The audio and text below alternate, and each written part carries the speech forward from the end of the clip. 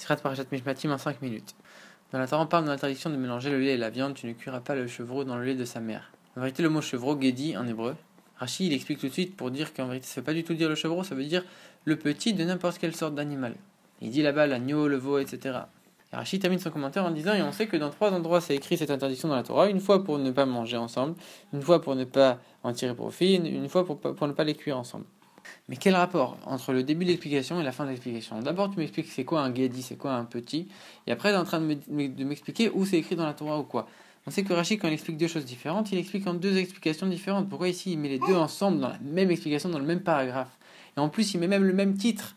Tu ne cuiras pas le chevreau, l'otevachel Gedi. Alors qu'on sait que la première partie, elle s'applique que au mot chevreau, et la deuxième partie, elle s'applique que au mot ne pas cuire.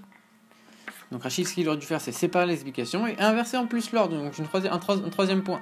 D'abord, tu ne cuiras pas, donc expliquer que 3 endroits dans la Torah, c'est expliqué. Une fois pour cuire, une fois pour manger, une fois pour ne pas tirer profit.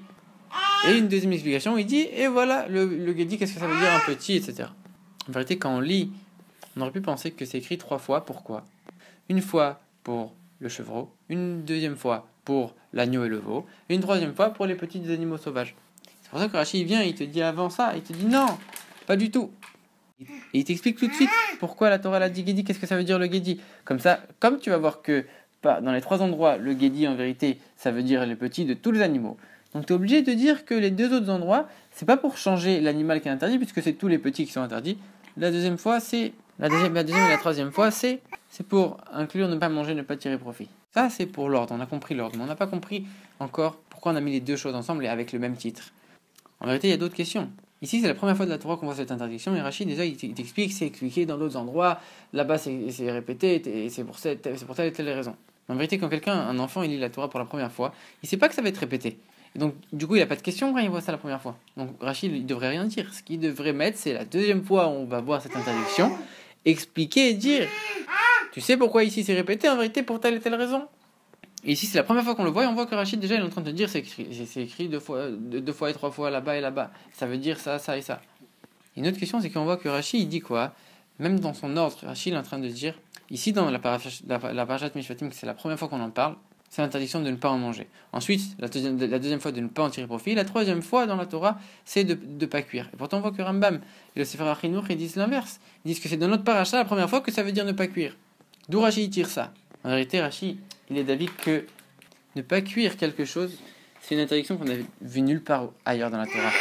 C'est tellement nouveau, c'est tellement incroyable de voir qu'on n'a pas le droit de cuire quelque chose qu'on ne peut pas te le dire d'un seul coup comme ça. Ne pas manger, ne pas tirer profit de certaines choses, ça on sait déjà, on a déjà vu dans la Torah. Ne pas cuire, ça on n'a jamais vu. Donc la première fois, tu vas te dire ça, c'est pour ne pas, c'est l'interdiction de manger, parce qu'on a déjà vu qu'il y a plein de choses qu'on n'a pas le droit de manger dans la Torah. Ensuite, la deuxième fois, tu vas dire maintenant, c'est pour ne pas tirer profit, ça ok, on a compris. Et quand après, tu vas voir qu'une fois, on t'a dit de ne pas manger, une autre fois, on t'a dit de ne pas tirer profit, alors quand la troisième fois, on va te le dire, alors tu vas plus être tellement choqué. Tu vas comprendre qu'en vérité, comme tu n'as pas le droit ni de manger ni de tirer profit, alors c'est évident que tu n'as pas le droit de cuire, parce que cuire, ça va t'amener à manger, à tirer profit. Quand tu cuis un plat, c'est pas pour le jeter à la poubelle, c'est forcément soit pour le manger toi-même, soit pour en tirer profit de telle ou telle manière. Et donc tu comprends qu'en vérité, c'est tellement important qu'on est venu même t'interdire la cuisson. Donc en vérité, non seulement pour ne pas choquer la personne dans son ordre d'esprit pour dire que maintenant il va comprendre, etc.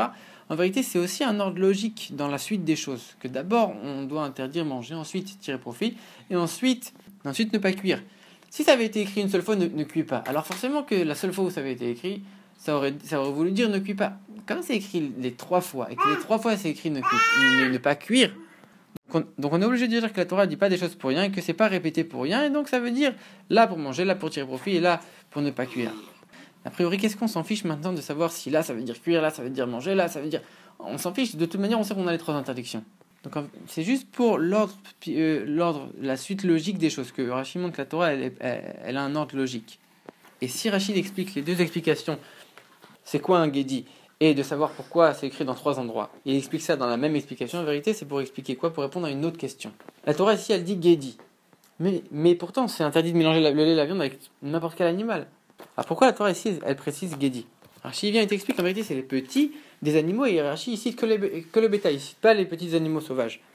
La Torah elle vient te souligner les animaux du bétail, et dans les animaux du bétail, les petits animaux qui sont encore plus vulnérables, pour souligner qu'en vérité même si cette mitzvah ne pas mélanger le lait et la viande, c'est sûr qu'on comprend pas tout et que c'est quand même un décret. Il y a quand même des raisons qu'on peut comprendre. Il y a des choses qu'on peut comprendre, on peut accepter.